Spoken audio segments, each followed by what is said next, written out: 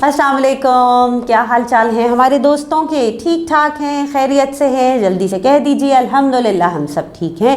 मैं भी आपसे यही कहूँगी कि अल्हम्दुलिल्लाह मैं भी बिल्कुल खैरियत से हूँ।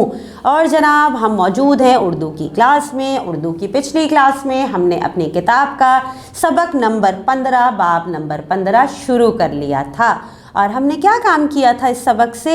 जी, हमने नए अल्फाज सीखे थे, उनके मतलब समझे थे, साथ साथ जुमले बनाए थे।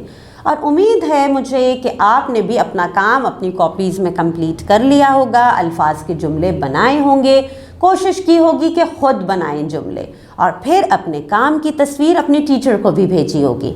ऐसे ही बात है तो फिर तो बहुत ही अच्छी बात है।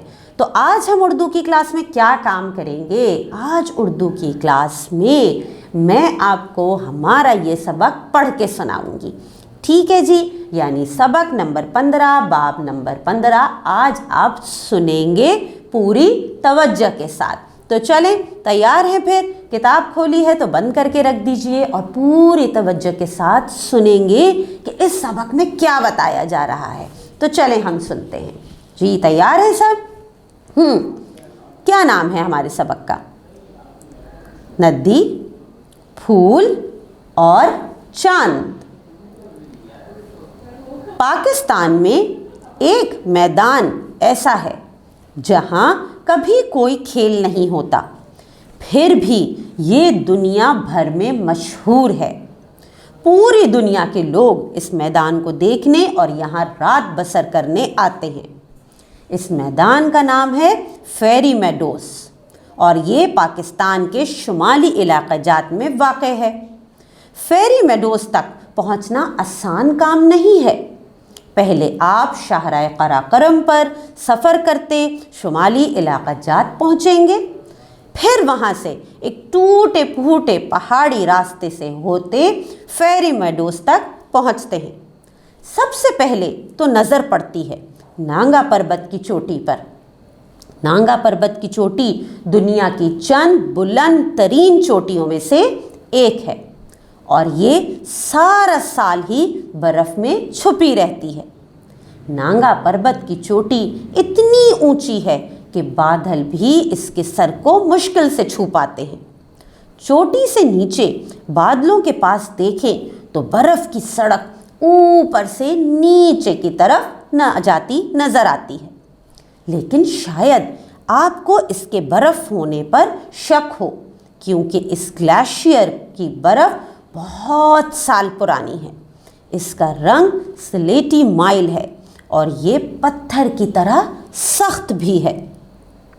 नज़र को ज़रा नीचे लाएं तो दरख्तों का एक लंबा सिलसिला नांगा पर्वत पहाड़ को घेरे नज़र आएगा। यूं लगेगा कि दरख्त नहीं बल्कि हरे रंग की ऊंची सी दीवार में पहाड़ को बंद कर दिया है। अब ज़रा इन दरख्तों के कदमों में देखें, यहाँ से ताज़ा और साफ पानी की नदी निकलकर आपकी तरफ आती नज़र आएगी। ना खूबसूरत मंजर लग रहा है ना सारा सुन के ही। आगे देखते हैं। ये नदी पहाड़ के दामन में पिघलती बर्फ़ से बनती है, दरख्तों के बीच से रास्ता बनाती यहाँ फेरी मेडोस तक आती है, फिर ये इस मैदान को सैराब करती हुई न जाने आगे कहाँ गायब हो जाती है। फेरी मेडोस पर नज़र दौड़ाएं तो यकीन नहीं आता कि ये इस दुनिया की ही जगह है। हर तरफ फूल खिले हैं रंग बिरंगे, कहीं घास लंबी है और कहीं घास ने फूल खिला रखे हैं और कहीं गहरे रंग की बारीक घास है जो एक ईरानी कालीन की तरह हर जगह बिछी हुई है। पानी हो, घास हो, दरख्त हो तो चिड़िया और बुलबुल तो लाजमी होते हैं। आपको यहाँ बहुत से खूबसूरत परिंदे नदी किनारे पत्थरों के ऊपर बैठे नज़र आएंगे। इस वसी मैदान में आपको बकरियां चरती, नदी का पानी पीती या किसी दरख्त के साए में बैठी जुगाली करती नज़र आएंगी। यूं तो ये बकरियां कद में आम बकरियों से छोटी होती हैं, पर उनके बाल चमकदार और घुंघरियाले होते हैं ان کے سر اور ماتھے کے بال دیکھ کر یوں لگتا ہے کہ ابھی کسی پالر سے تیار ہو کر آئی ہیں۔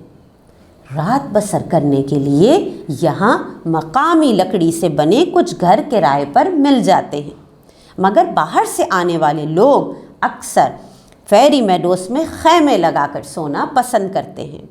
چاند کی روشنی میں نانگا پربت پر پڑی برف چمکتی ہے تو یوں لگتا ہے کہ روشنی پہاڑ کے اندر لگے کسی دیو ہیکل بلب سے پیدا ہو رہی ہے۔ چاند کے نمودار ہونے سے پہلے ستارے آپ کو حیران کرتے ہیں۔ اتنے زیادہ ستارے، اتنے قریب، اتنے روشن آپ نے پہلے کبھی نہ دیکھے ہوں گے۔ آسمان پر چمکتے چاند اور ستارے، دور پہاڑ پر پڑی برف، سریلی آواز پیدا کرتی ندی اور آپ کے بستر کے آس پاس بکھرے پھول، اب اس سے بہتر رات اور کیا ہوگی؟ جی تو یہ ہے ہماری کتاب کا سبق نمبر 15، ندی، پھول اور چاند۔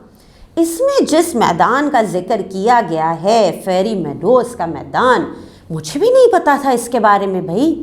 جی اتنی خوبصورت چیزیں ہیں، اتنے خوبصورت نظارے ہیں، اللہ تعالیٰ کی اتنی نعمتیں موجود ہیں جن کے تو بارے میں، بہت سی چیزوں کے بارے میں ہمیں پتہ بھی نہیں ہے، ابھی تک ہم نے دیکھی بھی نہیں ہے۔ جی ہاں، تو یہ جو میں نے پڑھا نا، تو مجھے تو یہ چیز پہلی بار پتہ چلی۔ آپ نے پہلی دفعہ سنا ہے یا آپ کو پتہ تھا اس کے بارے میں، اس میدان کے بارے میں؟ اور کیا آپ میں سے کوئی گیا ہے یہاں پہ؟ ہو سکتا ہے کوئی نہ کوئی دوست تو یہاں گیا ہو۔ تو چلیں ایک کام یہ کرتے ہیں کہ آپ یہ کام کریں گے کہ اگر آپ اس میدان میں کبھی گئے ہیں، آپ نے یہاں کا سفر کیا ہے، یہاں رات گزاری ہے، یا آپ میں سے کوئی بھی کبھی بھی شمالی علاقہ جات گیا ہے، پہاڑیوں کا سفر کیا ہے، کسی بھی علاقے میں کسی بھی پہاڑی پہ گیا ہو سیر کے لیے، تفریح کے لیے، تو اس کے بارے میں کیا دیکھا تھا، کہاں گئے تھے، کیا منظر تھا، کیا کیا ہوا تھا، یہ ساری چیزیں آپ ایک وائس ریکارڈنگ میں اپنی ٹیچر کو بتائیں گے۔ ٹھیک، تو چلیں پھر آج کے لیے مجھے دے دیجیے اجازت۔ اللہ حافظ۔